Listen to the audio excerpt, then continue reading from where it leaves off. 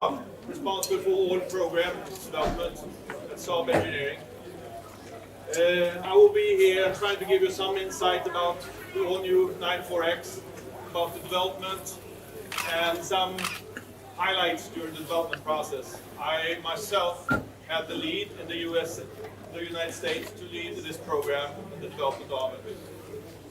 My background is 32 years at Saab. I'm born, I'm made, I'm done by Saab, so I'm all me Saab. I want to go back like 11 years, like 2000 or 1999. That's where the journey started actually. We started with Saab wanted to enter the SUV market, and we had some dialogues with the management at General Motors. We did not get what we wanted, but we agreed to start to do a try. And I moved over to US during the spring of 2000 with my family to do our first try for development an SUV. The portfolio department gave us a platform to work with. I could say we worked 1 year and found out that that was not suitable for us. There was too much things that did not fit and did not make us competitive. There were small wheels, the performance was not there and stuff. So we ended up to have an ugly duckling and we said, no, thank you. So we backed out and we came on to the next program. General Motors gave us another alternative to jump on. That was in July 2001. We went on to another platform called Sigma, shared with Cadillac. There was some disadvantages for us, but we thought we could cope with those. At that time, General Motors got a new member of the board named Bob Lutz. And Bob Lutz came in and he said, this is nothing we want to do. So they canceled the program. So I lived in the US 2.5 years, did not do anything useful. That was a disappointment going home. So next try then. I think during 2000, in 2004, I was assigned to go to Japan and have a joint venture with Fuji Heavy Industries. And a program I don't think many of you know about, but you see the result at the museum down at Saab. There's a prototype which we call the program 746. Which is supposed to be a Saab 96X. Nothing you have heard about, but you can see the result down there. The crisis started to come at that time during the spring of 2005, and General Motors decided to sell all shares in Fuji Heavy Industries. So then General Motors said, cancel the program. Okay, another try that went into the bin.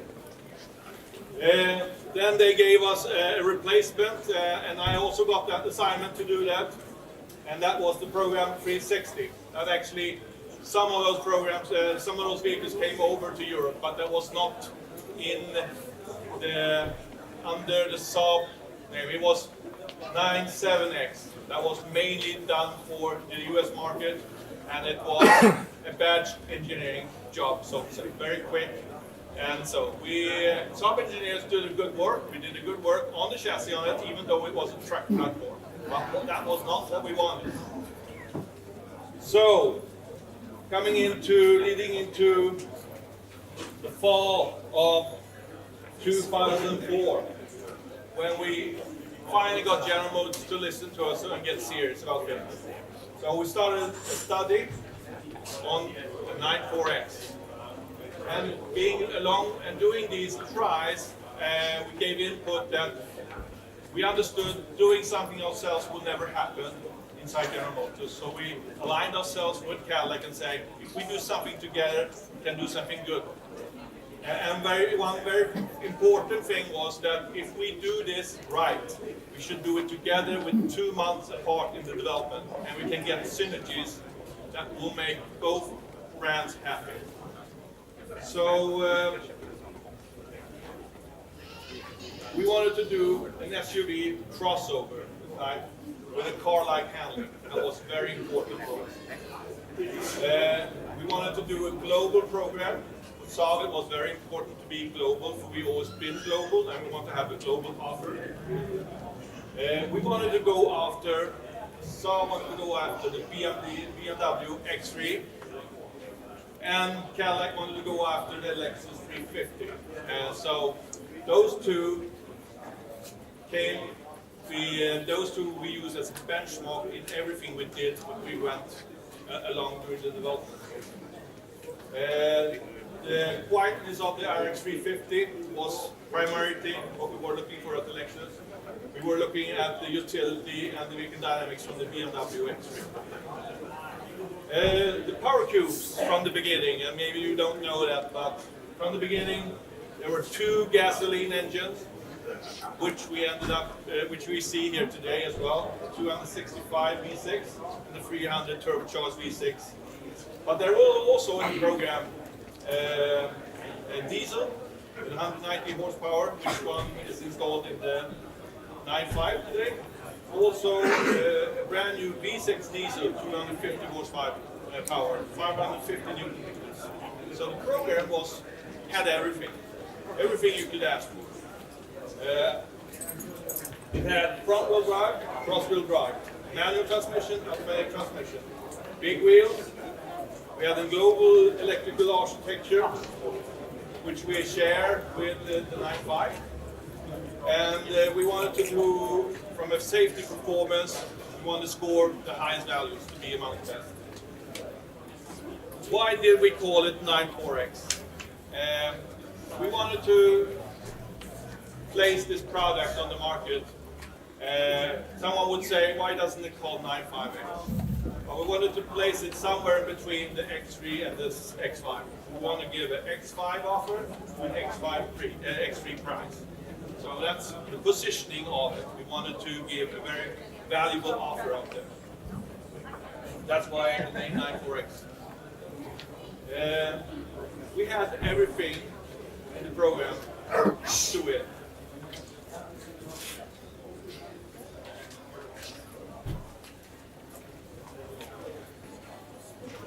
May 2005, me and my family moves over to US. We got okay from the management and General Motors to go ahead. Brand new platform, everything new. You can go. Saab got the assignment to lead the program, and I got the assignment from Saab to do that. So it was a privilege for me to take on that challenge and lead this development here. My management in General Motors, I had very good support from my management, and they said, you will get the best engineers we have, and you will get all support you need to be successful. And I'm very happy for that, because we could show General Motors from what Saab together with General Motors can do. We had Saab Engineering, me as the lead of the program. I had my chefs engineers, I had, which was commuting, but also every department inside engineering had their 94X weekly meeting with North America. So it was going on over the net, so to say, and telephone, and with web cameras, but also on traveling basis when we had evaluations. So Saab management, top management was on place in form of Kjell-Åke Eriksson. He moved over as well to make sure that we had the support that we needed to make a true Saab. We had also the marketing guys, Hans-Göran Hengi also lived over there, to make sure that there's nothing missing in the so we say, the request what the 94X should be. First fight we had to take, and it's not, even if I have all the support, it's not the walk in the park, let me tell you, is that we had to convince General Motors that we wanted to base this stuff on the front-wheel drive. And front-wheel drive is basically where Saab is coming from. And Cadillac, which was on the program as well, says you can't drive fast if you don't have rear-wheel drive. And they only have rear-wheel drive, so. But as I said, I have the support. We convinced them that our cross-wheel drive system with Haldex, that which we had the pipeline coming, which we introduced, I think, 2007 on the 9.3. That was a very good offer, or very good system that could provide you rear-wheel drive feeling. So we won that one, and I can tell you that when we come to launch our vehicle, Cadillac Martin guy said, "Oh guys, you changed your mind, you made it rear-wheel drive." So we gave them what we promised. Why is the cross-wheel drive concept so good? And I said the assumptions we have a front-wheel drive, and if you want to drive fast and under controlled way, you can allow the chassis to do some rear wheel slip. And if you have a rear-wheel drive, you have to push torque to the front. If you're front-wheel drive, you need to push torque to the rear. So what happens is that when we push torque to the rear, we can actually use the performance for the chassis before the stability program goes in. That is an advantage. If the rear-wheel drive programs out there or brands out there which has to push torque to the front and the stability program goes in, then you understeer and you cut it. So it just stops. So we did some tests out on the ice up in Canada, driving around with our competitors, and I had 15 kilometers, 10 miles faster than the BMX we could drive. Just slowly around the ice, so to see, and see how far can I go, or how fast can I go before the stability program goes in. That tells me that this concept is better than this.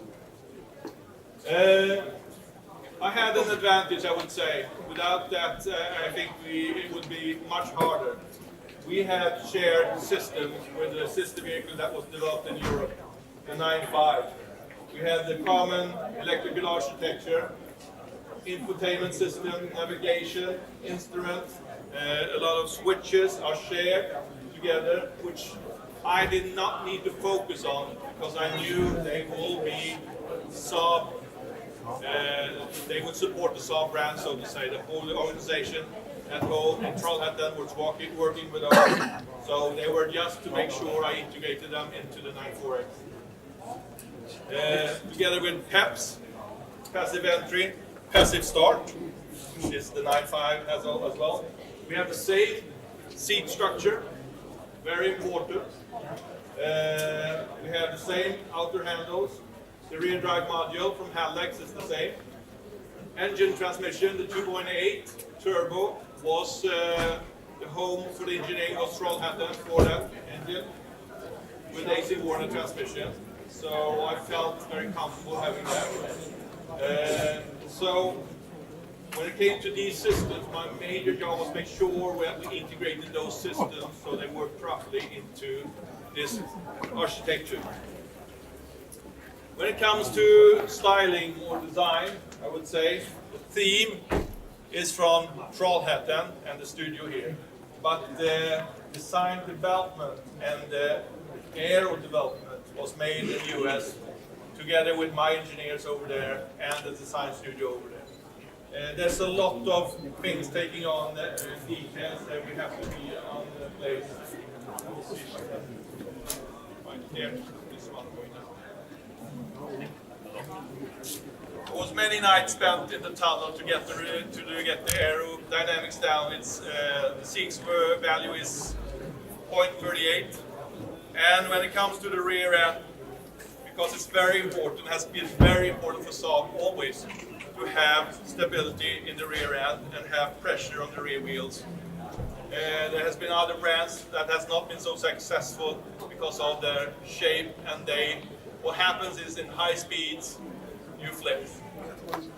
And there's a famous car manufacturer which not too many years ago had a recall on the Autobahn down there because they had to put on spoilers and stuff like that because they don't focus on things like this. It's very important, and the whole stuff around this vehicle about stability is this relationship. We work with everything else here, everything. Out in here. This is the area where it is about the stability of the vehicle. this small step. It's about a mil or two that makes the big difference. So it's and there was many nice bends to find out that we had a good look, but also that we had the performance that we desired.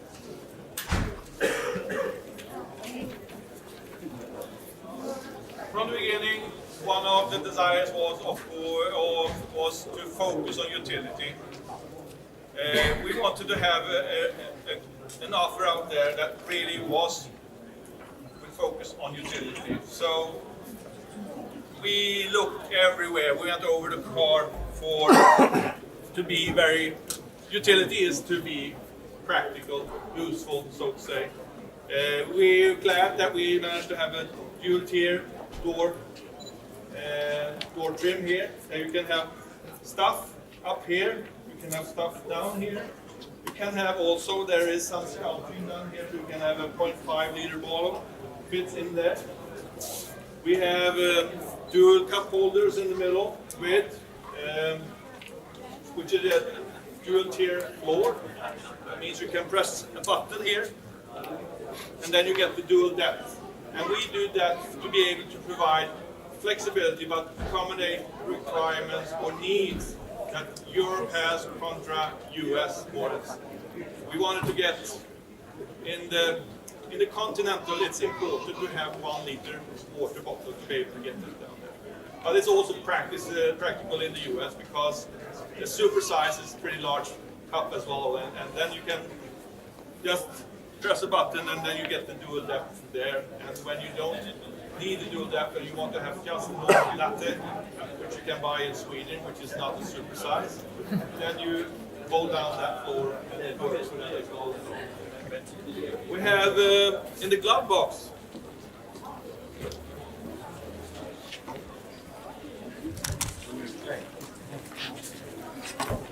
And I'm not sure everybody will see it, but you can look later on. The glove box is a dual tier as well.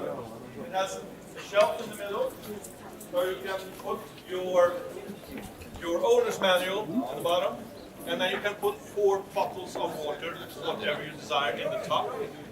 And it's cooled, of course, so it's cooled from the AC air conditioning system.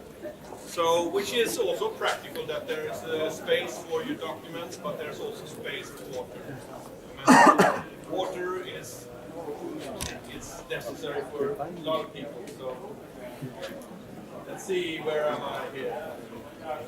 Of course, we have a sliding armrest, and we have a dual tier storage in that one as well.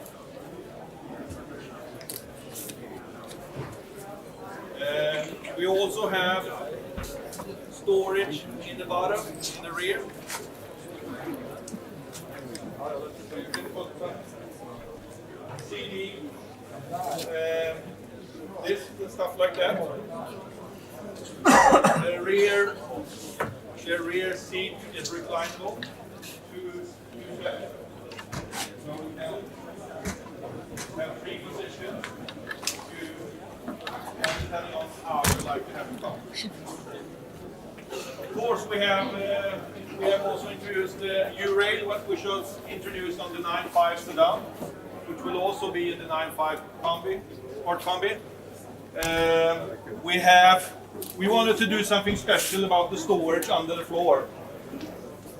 And actually, I would say I took a lot of my own experience there to find out, or trying to do.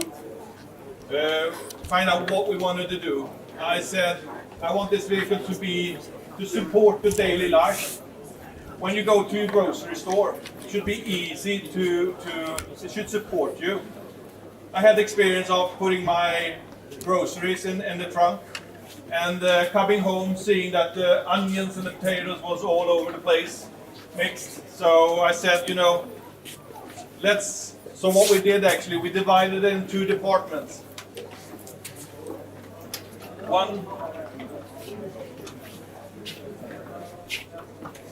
One department where we have our repair kit and stuff that we have to have with us. And but we don't ever use, or we only use it very occasionally when we have a flat tire and stuff like that. So we put that in the forward compartment, which you don't expose normally, so to say. Then we, in the front compartment here, we have this cheap place where you can put your groceries. And then we put some hats here where you can organize your handles. So you put the weight in there, and then you put your handles around here so they don't tip.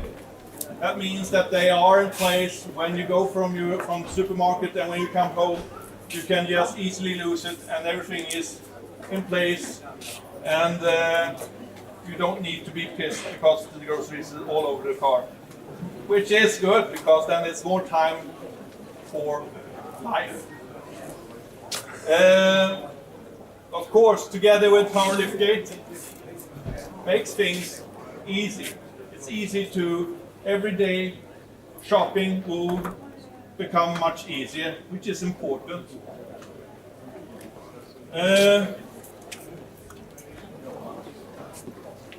I will talk about now a little bit about vehicle dynamics.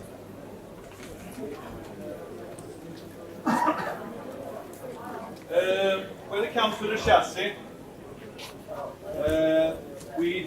one advantage I had was that the system of the chassis is the same concept as the 9.5, the new 9.5, but it's not the same parts because this vehicle is so much bigger, and of course it's larger wheels, and that drives weight and stuff like that. So, but the design engineering concept is the same.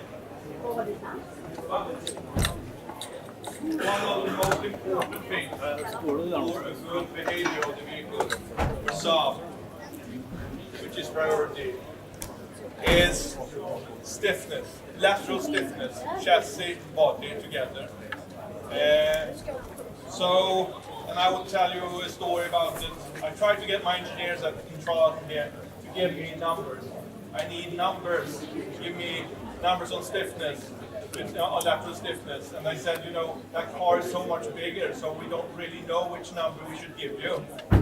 So I ended up getting very fed up because I did not get what I needed.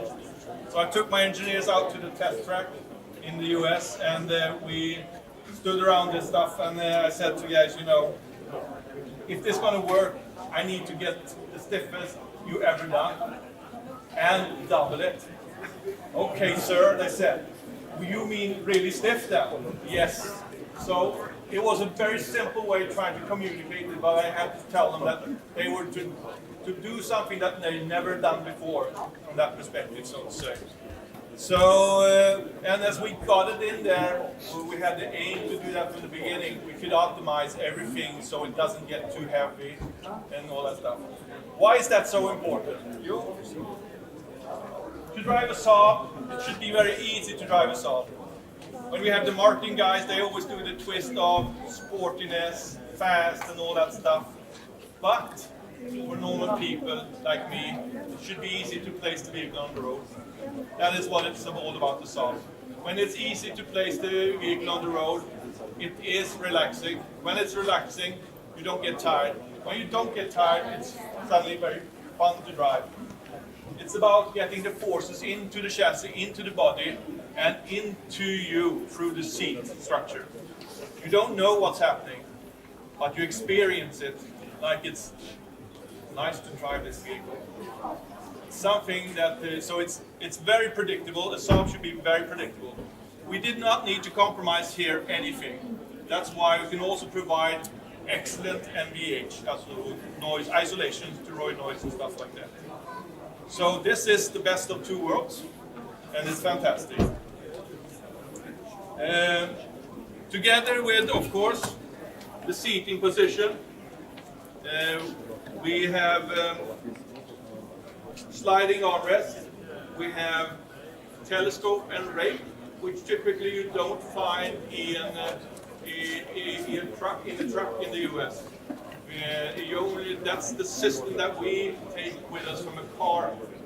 So the 9.5 has the same telescope and rake.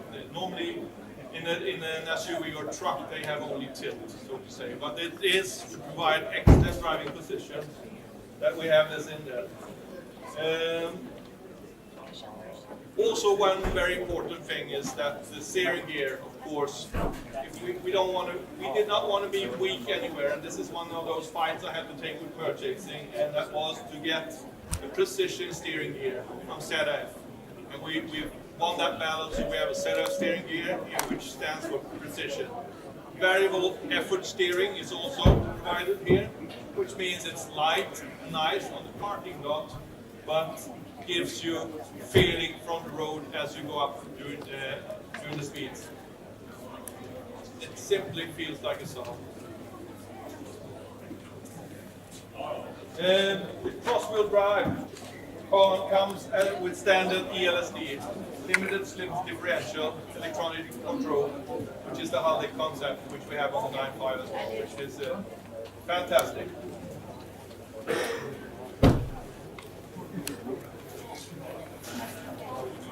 When it comes to safety, all the basics is in the structure, and that we knew how to do that stuff, so to say. So we have a structure that functions very well. We did not need any side airbags here. The structure is good enough to do that. We don't really believe in features as Saab. We introduce features if they do something, or if we need them, but not for the selling point. But we have seat belt retentioners with load limiters in the front and the rear. In the rear, I would say, it's not required by anybody, not either a consumer test, but our research sees that it is very beneficial for the occupants to have retentioners and load limiters in the back as well. We have also introduced into this vehicle, which we have in the 9.3, 9.5, also the research that we have seen on airbags in the front. And that we have seen earlier that there could be a gap between curtain airbag and driver or airbag in the front, so to say. So what we've done is to make sure that this curtain airbag has an overlap sufficient to this airbag. It sounds simple, but there's not many of them out there, not even Volvo having it, okay? That means that this A-pillar we have seen has been fatal in some time, and that gives, at least there's a chance for us to save some lives by doing that. And I'd say I can tell you that was a battle, and the sister vehicle on board, that program, which I managed at as well, they said, no, we're not going. But we believe in this, so we're going there. Sunroof. I'm also very proud of a sunroof, and I would say I learned a lot of that, because that really was something that the American organization gave me back, how important they see the sunroof. And our aim was trying to get the sunroof opening just above the head of the driver. You may think that is something that is not so important, but if you have a sunroof in your car, sit down and look, and you will understand. This section between the edge of the sunroof and this is so we're squeezed out every single millimeter about it. And there's a lot of requirements coming in there to be able to manufacture it and everything. But this sunroof is really above your head, so you really feel this openness and freedom feeling when you drive it. We've been around the world doing testing about this. Doing testing in the US. We have also tested up in northern Sweden, in Canada, down in Mexico, high speed in Germany, up and down in Swiss and Italian. So we've been all over the place testing these vehicles here. I'm very proud that we at Saab got the trust and assignment to lead this development. Of course, we made a Saab and let Cadillac come on the journey. So this is a true Saab, and it's very competitive out there. If you have seen the reviews that we have got from the journalists, is that they state that We are better than the X3. We are better than the Audi Q5. We are better than the Volvo XC60. So we're proud to say that soon it will be here for sale as well. Thank you.